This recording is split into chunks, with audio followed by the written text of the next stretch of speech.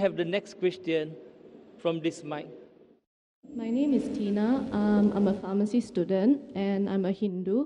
Dr. Zakir, I just want to ask, you're from India. I'm not so sure whether you're familiar with this practice among Indians, regarding this leave that you go and consult someone. And if you manage to find your leave based on champagne and other things like that, your whole life, your name, parents' name, past, future, what's going to happen is all written in that leaf. I don't know whether this is a practice of Hinduism or is something made by the temples or people. And if so, if everything is already written, how is it comparing Hinduism or maybe this practice with Islam, fate and free will? Thank you.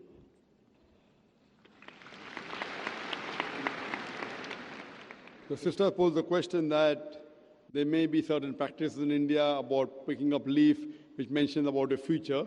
There are different types of practices. It may not be part of the scripture, but there are different types, mainly talking about the future. Jyotish, go to Jyotish, to a fortune teller.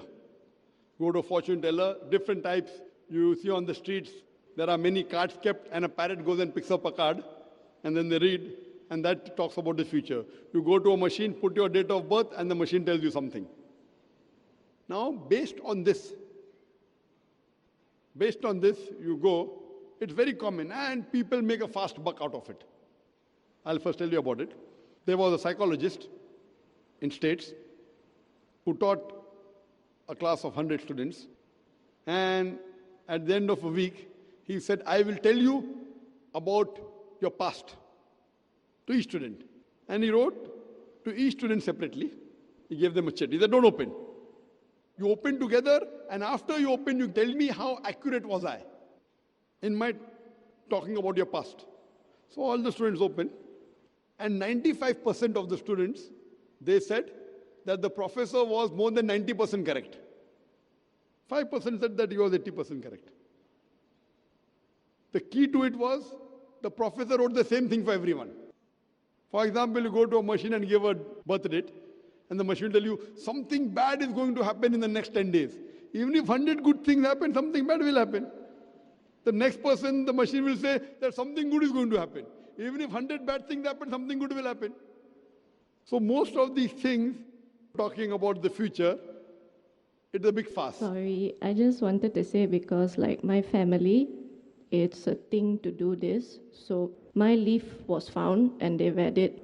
So things in it like, because, science student try to think logically, rational, whether it's possible. Because sometimes when some things they say, for example, this is your mother's name, they got it correct. This is your father's name, they got it correct.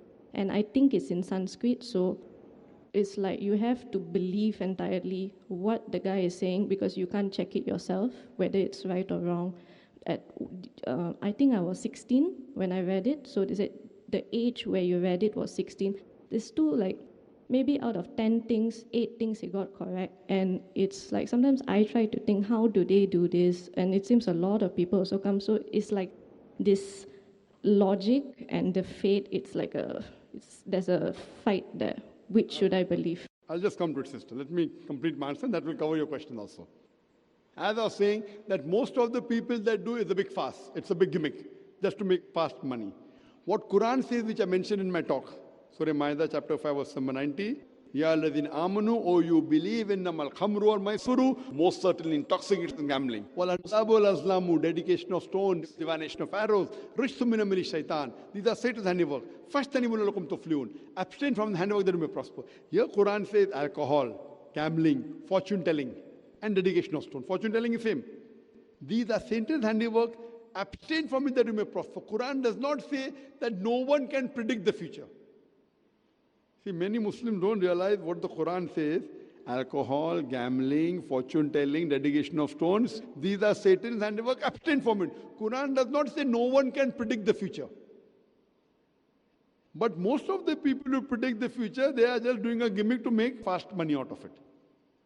Based on the Quran and the Hadith, we come to know that there are Hadith of the Prophet Muhammad, that there are jinns who listen and they pass on the message to certain people. We as Muslims should not be involved in it. It is prohibited.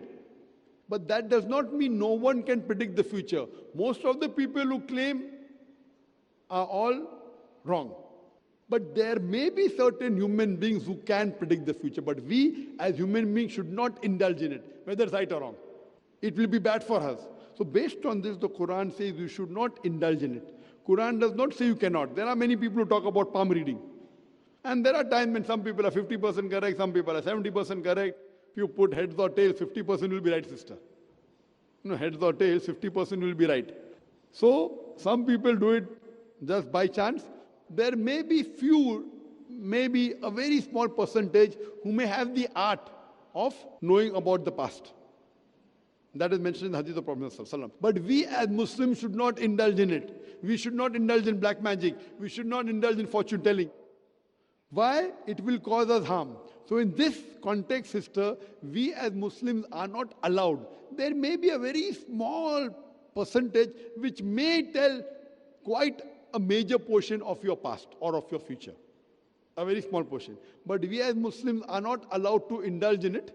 That's a commandment, like how we are not allowed to have alcohol, we aren't allowed to gamble. So indulging in it is not good, it is prohibited. The same thing I'll tell you, that as a human being, if you agree that Quran is the word of God, the Quran does not allow a human being to indulge in it. It will be nothing but loss in the long run for you. Hope that answers the question, sister.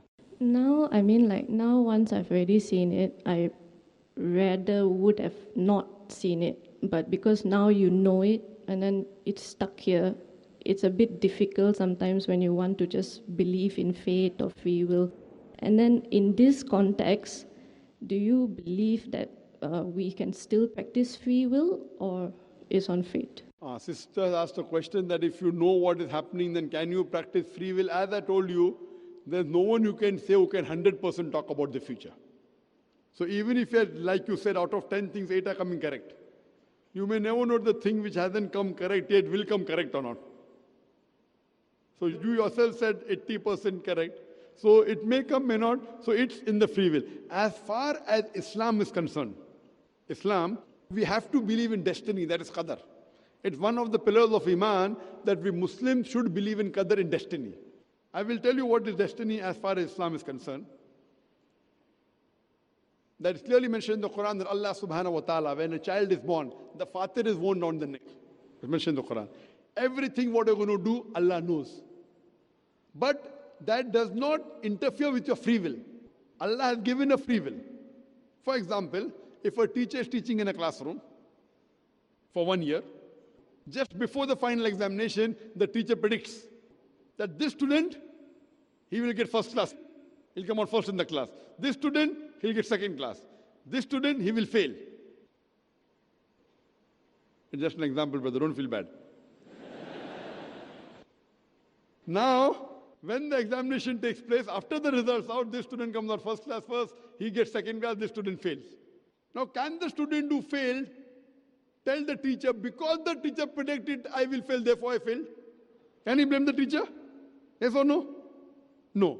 Why? Because the teacher knew this student intelligent, used to do his homework, used to attend the class throughout the year, this student average, this student used to go for movies, play hooky, bunk school.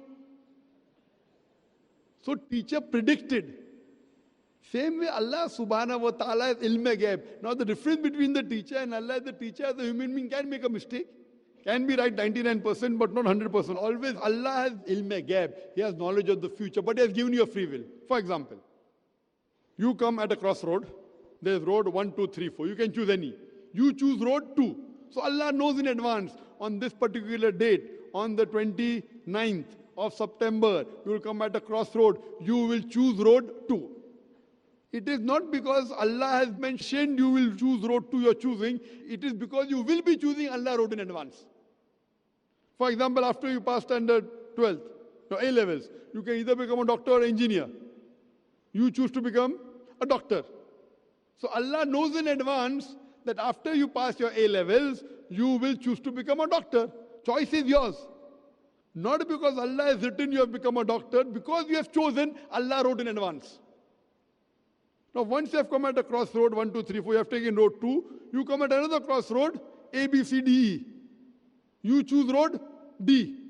Allah knows in advance that when you come at the next crossroad, you will choose road D. So it is because you will be choosing Allah road. Otherwise, people will say, it's mentioned my taqdeer. I will commit murder. I committed murder. Who's to blame? Allah is to blame, not me. If it's mentioned my destiny, I'm going to rob. I robbed. Who's to blame? Allah is to blame.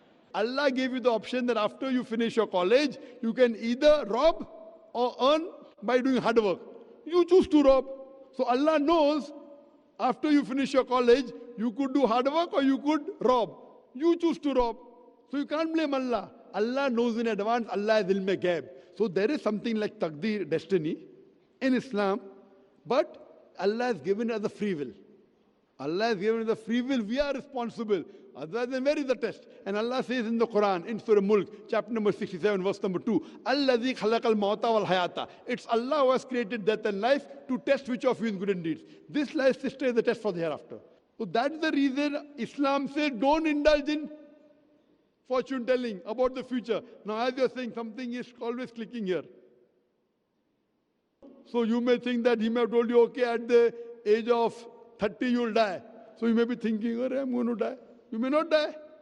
So what if you have done a mistake? Forget it, sister. Take it out. You lead your normal life. Try and find out which is the truth. What you have to do, sister? Do a research.